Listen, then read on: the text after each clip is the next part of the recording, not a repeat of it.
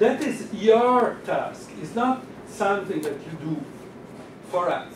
Second, you have to solve the problem of Cyprus. I understand that the Greek Cyprus made a big mistake when Cyprus accepted to the EU.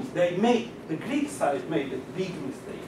But you are still occupying part of Europe, which is the Turkish side of Cyprus. And this also is a problem. Last problem. The Armenian community is so strong that, in France especially, that you have to do something. I understand that all our countries have many problems. I mean, we did in the Balkans some horrible things without the help of the German Nazi army during the Second World War. It still is a problem in our country to raise this. So I understand perfectly your position, but you have to do something very visible, you understand? Because we know each other, but Emiliano told you very honestly, we don't understand you because we think Muslim are a danger. You are Muslim as we are Catholic in Italy. I mean, we are nice people. Well, thank you. Yes, we are nice people. When I said that, Turkey's democratization is very much influenced by the European Union's dream or project, I think the idea of becoming part of the Europe really helped Turkish politicians to initiate reforms. It was not for the purpose of just becoming a member of the European Union.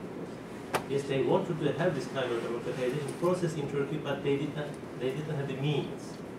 I think this project enabled them to introduce reforms because there was justification then. So we want to become part of the Europe, and this is a precondition. Therefore, I think when you look at the democratization processes in Turkey and when you look behind those steps, you will see that it is not only for the purpose of just, let's say, giving a good image to the Europeans that look, we are democratizing. But when you look at the democratization process in Turkey in the last 10 to 15 years and really how institutions have changed, there is a significant amount of change in Turkey. Yes, it is not complete, and I think acknowledging that it is not complete is something very important. And Turks are usually the kind of people, I mean, they are very proud like Italians. They wouldn't accept such a thing, but now I think it is accepted. The Turks faces a number of challenges and they are aware of these challenges. And I think this government is addressing all of them, like the minority issues, the Kurdish issue, the Alevi issue, the non-Muslims issues in Turkey. These were taboos 15, 20 years ago. I think we should look at the bright side. It doesn't mean that there are not dark sides, but I think Turkey is moving in the right direction. Maybe it should have taken a little bit stronger and quicker steps. I agree with that. On the Cyprus issue, I'll leave that aside. But on the Armenian issue, yes, it is an important topic. It's a hot topic. But I think two things should be differentiated from each other. One is the public opinion, and it is very important in Turkey, very strong. The other thing is the politicians who are responding to these things. In Turkey, remember, Turkey and Armenia signed protocols. And when Turkey signed that protocol, again, this issue was very hot in Turkey. And the government took in my mind, this is my personal opinion, a risk by signing these protocols. And these protocols, in my mind, are not dead. Both sides should take a little bit steps together, not only, I mean, everything is expected from Turkey. I think similar kind of steps should be taken by the Armenian side. And also, I think Turkish government declared, whether this is good enough or not, that we can open our archives, and this is a transparent process that the historical truth should come out. And Foreign Minister Davutoglu said that we should have this just payment. That was the word, I think. Something like this. I mean, yes, there were sufferings, but those sufferings took place on all sides. Not only the Armenians, but the Turks, whoever lived in Anatolia. When the Ottoman Empire was falling apart, there was crisis, there was pains all over the place. Therefore, I think yes, Turks acknowledge that Turkish government and the Turkish people, Turkish civil society, Turkish media, there are a lot of things too. I mean, and I think things are being done, but also you should keep one thing in mind that in Turkey there is also resistance to the democratization of Turkey. As I said, in 2007, the military tried to intervene somehow, not necessarily directly. And also there are some circles in Turkey, what we call them Kemalists somehow. They would like to cling to the old order. And I think this is, but despite all these things, I mean, the current government is enjoying about 50% of the votes, not only in the eastern part, western part, but all over Turkey. And this is another indication that I think those reforms are getting some kind of support from the public. But again, there are of course things that should be improved and done by Turkey. Emiliano? Yeah, a few comments from my side, because the issues were very, the questions were all very interesting. I mean, on Islam and Europe, I think, you know, we left behind difficult years after 9/11 when the debate was very polarized and it was in all newspapers. Well, we are in no better situation now because, you know, there's no Islamophobic sentiment, but there is, you know, a rejection of all foreigners, you know, irrespective of religion. So I don't know if that's better of what we have now. But in terms of trends, I mean, the fact that many more Turks who have lived for a long time or who were even born in Europe are moving back to Turkey because they have more opportunities there. And the fact that some of these communities in Europe are becoming either wealthier or smaller, I mean, that may help. But again, I'm not sure that's the good foundation of the relationship. I mean, we are better friends because now you're not around us anymore. And I don't know if that's very promising. But you know, the fact with Turkey has always been that it's a big country, and that historically we associated, of course, with the Ottomans and.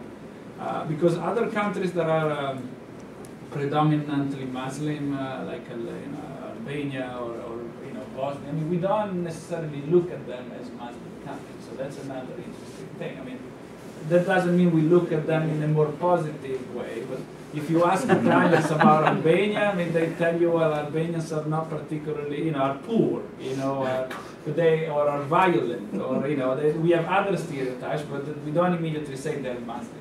But when in Italy there was a law passed, a local law, the Northern League, this very xenophobic party, was trying to push a law against the construction of mosques. In Italy they called it, an anti-Turkey law, as if Turkey really stands for Islam, and on the issue of the European process and how it played on democratization, I agree with you that it was very critical, it was very key in the 1990s, early 2000s. I mean, the fact that Turkey became a candidate country, that it could rely, that those forces of change were really transforming the country, could rely on an external support, and they knew that if the military had tried to intervene, they would have immediately provoked a strong reaction in Europe, because Europe was really monitoring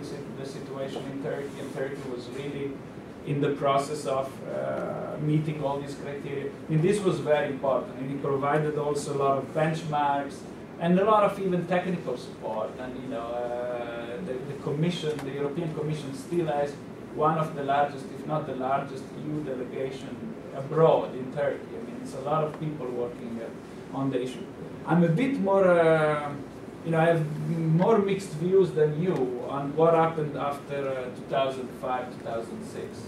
And I think, the general reading is, the process of alignment with the EU has slowed down because, with Sarkozy in 2007, it has become clear that the prospect was, a remote one at best. I see a little bit more than that, to be honest. And when you talk about the risks of non-democratization, you mainly mention, still the military, the Panelists, and that's, a big component of it. But I also see the dangers of, too much political stability, paradoxically. You know, whenever a party is in government for a very long time, the drive for reform, you know, the costs that Israeli and willing to pay for changing the countries are lower. So this doesn't apply to Turkey or to AKP only, it applies to any party. So, you know, some of the ambition and the drive that many of us saw at the beginning doesn't seem to be there. And of course the EU didn't help. The fact that the EU, you know, kept the gates closed didn't help. And actually, you know, meant that the EU had even less influence on internal developments. But that was one of the problems. Very small point on Cyprus, Armenia, and all of that. I mean, we all agree, I think, that Turkey did a lot, again, in the 2000s, early 2000s, with the Annan plan and all that. Very bold moves where, you know, Turkish politicians took a huge risk, you know, even domestically. I mean, fighting against, you know, nationalists and others who had other views. It seems to me, but again, you know, it's up for Turks to decide that, you know, if you're really a leader, I mean, leading means, you know, doing things that others are not willing to do, and sometimes making concessions that others are not willing to make, proving that you're much stronger than anybody else. If the others, including the EU, don't follow up on the concessions you make and remain negative about these things, it means, you know, that there's no game to play, and then you have a much stronger justification to say, well, we tried everything and it didn't work. But, you know, on some of these issues, I see more ambition and more courage, you know, more vision in the Middle East now, despite all the difficulties. You know, the position that Erdogan and the country has on the Assad regime.